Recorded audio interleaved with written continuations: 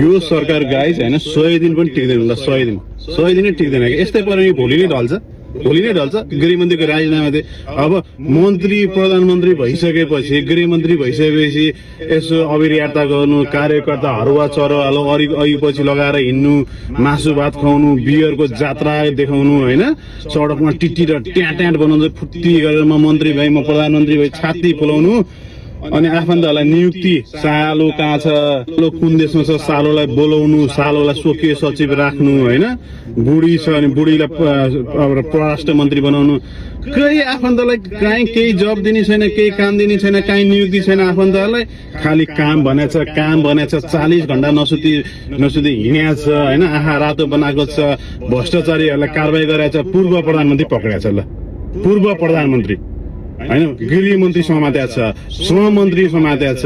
हैन सबैको सम्पत्ति छानबिन गर्ने भनेको छ यस्ता काम यो नेपाल हो कि कुनै अर्को देश अमेरिका युरोपतिर छौँ गाइज हामी यो के गरायो भने क्या नेपाल भएर नेपाली भएपछि नेपालको भाइब्स त दिनु पर्यो नि यार हैन यो नेपालको सरकार हो भन्ने त फिल गराइदिनु पर्यो नि यस्तो तरिकाले सरकार टिक्छ त भने यस्तै गरी भोलि यो गृहमन्त्री लड्न सक्छ यही तरिकाले हिँड्यो भने राइट हामीलाई त यार हुन्छ नि हैन नेपाली फेभर चाहियो नि त नेपाली माइक देखेपछि भाषण पनि नगर्ने खालको परेछन् क्या काम मात्रै गर्ने काम मात्रै गर्यो भने त देश विकास भइहाल्छ नि यसरी अनि कसरी खाने कसरी गर्ने हैन काम भनेछ हिँड्या छ यो खारेज भनेछ ऊ खारेज भनेछ विद्यार्थीहरूको हकितको लागि लड्ने विद्यार्थीहरूलाई चाहिँ सँग पैसा उठाएर चाहिँ आफू मोज मस्ती गर्ने त्यो विद्यार्थी हो नि ल त्यो खारेज गरिदिने रे क्या अनि यसरी कहाँ चल्छ यसरी हुँदैन नि यो नयाँ नेपाल कहाँ यसरी बन्छ हैन अब त्यो यो यसरी टिक्दैन गाइस यो टिक्दैन अब अर्को फेरि अब लेबर युनियनहरू खारेज गर्ने रे हैन अब कानुन पढाए मान्छेलाई कानुन मन्त्री बनाएको छ हैन स्वास्थ्यमा काम गरे मान्छेलाई स्वास्थ्य मन्त्री बनाएको छ जो जे हो त्यसलाई त्यही बनाइदिएछ यसरी त कसरी हुन्छ त यार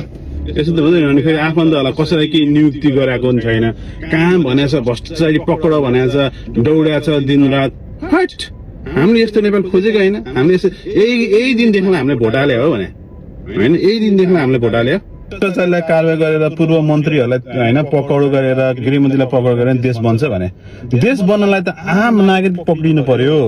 आम सर्वसाधारणलाई पक्रिनु पर्यो दुःख दिनु पर्यो हैन देशमा ल एन्ड अर्डर के भनेर चाहिँ आम नागरिकबाट फिल गराउनु पर्यो क्या प्रधानमन्त्री पक्रिने गृहमन्त्री पक्रिने मन्त्री पक्रिने अनि ल एन्ड अर्डर चाहिँ मेन्टेन गरी भन्न सक्छ हैट भएन गाइस यो पारा सरकारको ढल्छ यो सरकार चाँडै ढल्छ